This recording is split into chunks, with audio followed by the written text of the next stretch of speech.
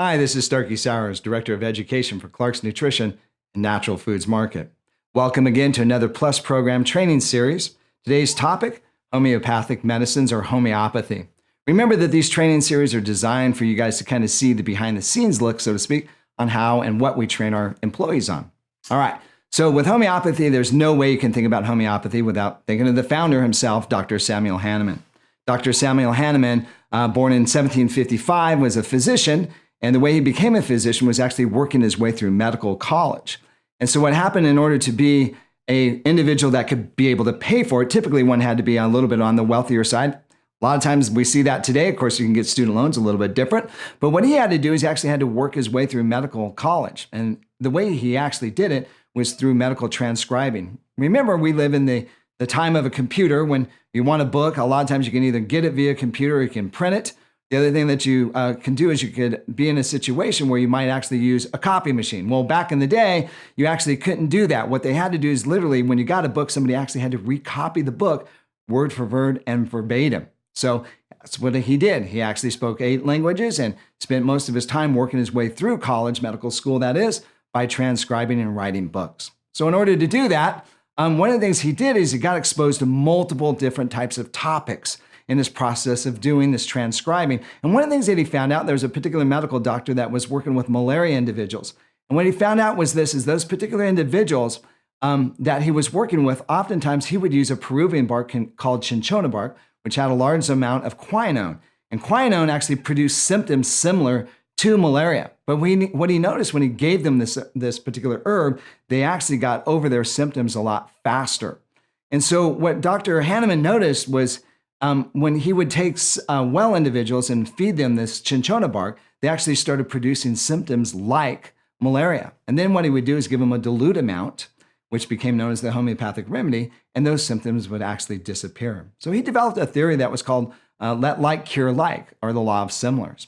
And so what he noticed is when somebody took a substance in large amounts that produced symptoms, when used in a dilute amount, it actually eradicated. So when you look at the red onion, take the red onion, cook it in the kitchen, you get exposed to it, watery eyes, you've got the runny nose and all these different things. Well, the homeopathic remedy is actually indicated for those particular symptoms and actually helps to eradicate those particular symptoms and or remedy the issue. So that was kind of the birth of homeopathy as we know it. So in addition to that, what he did is he kind of worked with different types of manufacturing or potentization processes. And so when you make a homeopathic remedy, what happens is they work on a series of dilutions or serial dilutions.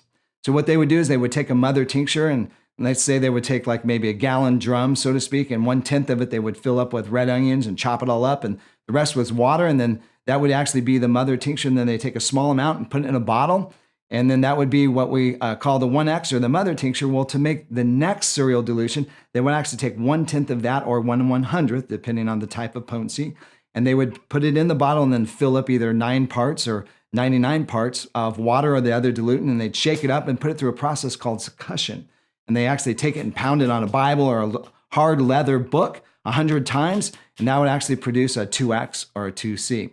So every single time another serial dilution was done, it had to be pounded 100 times and diluted to those potencies. What's unique about homeopathic remedies is actually the more potent the product, the less dilute. So it's just the opposite of allopathic medicine. 1 aspirin at 500 milligrams is good. Well, 2 aspirins at 1,000 milligrams is better. Just the opposite with homeopathic remedies. The more dilute, the more effective, and the longer it lasts in the system. Very unique. So remember this. One thing we know, that kind of produces what we call the mystery or the mystique.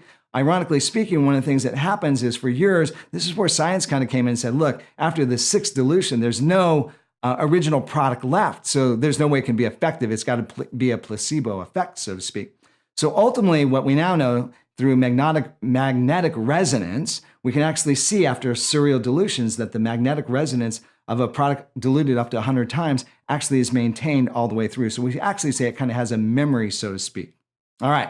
So with that said, it kind of gives you a little bit about the law of dilution as well as the law of similars. So real simple to kind of round up the law of similars. Like kind of cures like, or like cures the symptoms of like.